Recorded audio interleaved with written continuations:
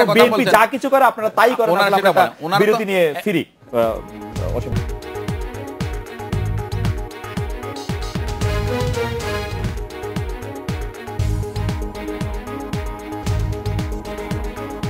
ফিরলাম আজকে বাংলাদেশে। শামীম ভাই, একটি কথা বা একটি হাইপোথিসিস এরকম আছে যে মানে সুশাসনের সাথে আসলে জড়িত হচ্ছে ভালো গণতন্ত্রের উপর, কিন্তু এই কথা কি যদি আমরা দেখি তাহলে আমরা দেখবো যে এখনকার 5 জানুয়ারি নির্বাচনের পর এই সরকারকে সেরকম একটি সরকার না বলা হলো, আমরা যখন একটি ভালো সরকারও বা ভালো গণতান্ত্রিক সরকারও ছিল তখনও আমরা টিআই সূচকে বাংলাদেশকে অনেক পিছনে দেখেছি।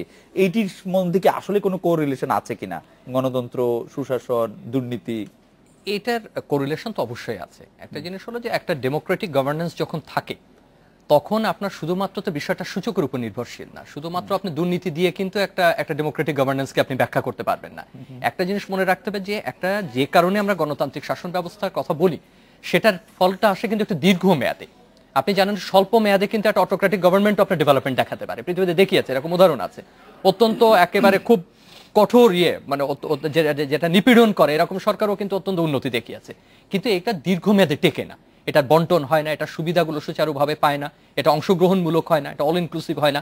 যে কারণে আমরা বারবার মনে করি যে সূচক তো অবশ্যই গুরুত্বপূর্ণ, কারণ আজকের আপনার ইকোনমির ভলিউম দেখতে হবে, আপনার অ্যাক্টিভিটিস গুলো দেখতে হবে, এন্টারপ্রেনারশিপ গুলো দেখতে হবে, বেসরকারি খাতের গ্রোথ গুলো দেখতে হবে। তবে সূচক এখন অবশ্যই গুরুত্বপূর্ণ, দুর্নীতির সূচক, কিন্তু তার অর্থে এই না যে আমি দুর্নীতির সূচক কমিয়ে দেবো কিন্তু অগণতান্ত্রিক শাসন ব্যবস্থা থাকবে। গণতান্ত্রিক শাসন ব্যবস্থা একটা বহুমুখী ব্যাপার, এটা শুধুমাত্র এইটা না, এটা দীর্ঘমেয়াদের ব্যাপার, এটা টেকসই হওয়ার ব্যাপার, এবং এটা ওয়ে অফ লাইফ, এটা একটা আকাঙ্ক্ষা, এটা একটা বিশেষ ধরনের জীবনযাপন পদ্ধতি বলতে পারে, এটা শুধুমাত্র রাজনীতি না। অতএব এটা পারস্পরিক, এটা বলা যাবে না যে ওইটা কেবলমাত্র উন্নতি হলে আমার ডেমোক্রেটিক গভর্নেন্স দরকার নাই। জনাব জুনায়েদ আহমেদ পলক, আমরা রাজনীতি এবং দুর্নীতি নিয়ে অনেক কথা বলছি, কিন্তু দুর্নীতি যদি না থাকে বা দুর্নীতি যদি না করা যায় তাহলে রাজনীতিবিদরা রাজনীতি করতে আগ্রহী কেন হবেন? মানে দুর্নীতি না করলে রাজনীতি আর আছে কি? না, এখানে আমি বলবো যে আমরা রাজনীতিবিদদেরকে যতই দোষারোপ করি, দোষারোপ করার জায়গা একটাই আমাদের রাজনীতি এবং রাজনীতিবিদ, কিন্তু অন্যান্য প্রশাসনিক অন্যান্য পেশাজীবী যেই সংগঠন অথবা পেশাজীবী যে জায়গাগুলি আছে তাতে কিন্তু আমাদের সেই জবাবদিহিতা কাতারে আনার সুযোগ নাই।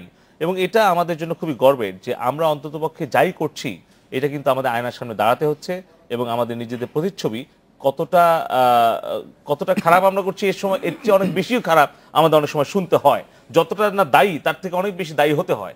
তারপরেও কিন্তু রাজনীতিবিদরা সেই জবাবদিহিতা কাতারে থেকেই কিন্তু এই বাংলাদেশকে আমরা গত 6 বছরে বিশ্বের সেরা দুর্নীতিবাজ, জঙ্গিবাদ, সন্ত্রাসবাদ এবং শীর্ষ সেই আস্তানা থেকে আমরা মুক্ত করে আজকে উদার, গণতান্ত্রিক, উন্নয়নশীল এবং উন্নত আধুনিক বাংলাদেশের দিকে নিয়ে যাচ্ছি।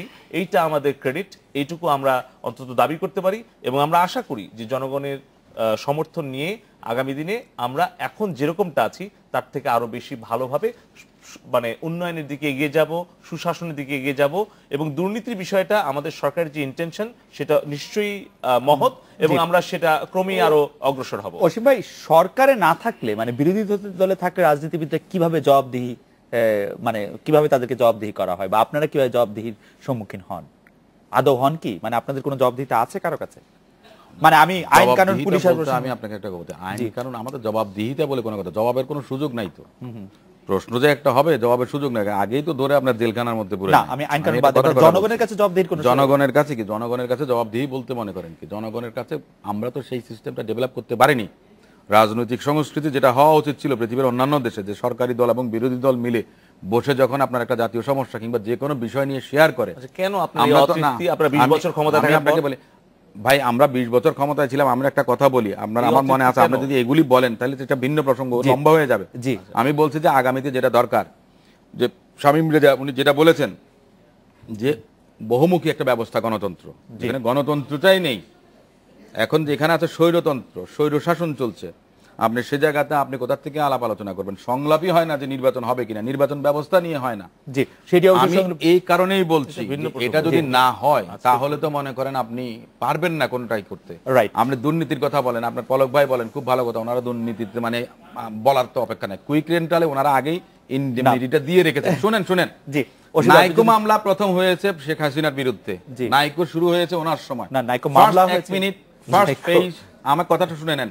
নাইকো ধারাবাহিক মামলা, কিন্তু মামলা একটা, দুটো সেগমেন্ট। একটা হলো গিয়া তৎকালীন 96 প্রধানমন্ত্রী শেখ হাসিনা, পরবর্তীতে ম্যাডাম ছিলেন, ওনার কাছে ছিল যে যদি আগে করে থাকে এবং নাইকো মামলা আমি কভার করেছি। অসীম আপনি আমার কাছ থেকে শুনেন, মাননীয় সাবেক প্রধানমন্ত্রী বেগম খালেদা জিয়া এই কথা লিখেছেন, মাননীয় সাবেক প্রধানমন্ত্রী শেখ হাসিনা যে এই ব্যাপারে যে সিদ্ধান্ত দিয়েছেন সেই সিদ্ধান্ত একেবারে অক্ষরে অক্ষরে পালন করিতে হইবে। বাংলাদেশের প্রচলিত বিধি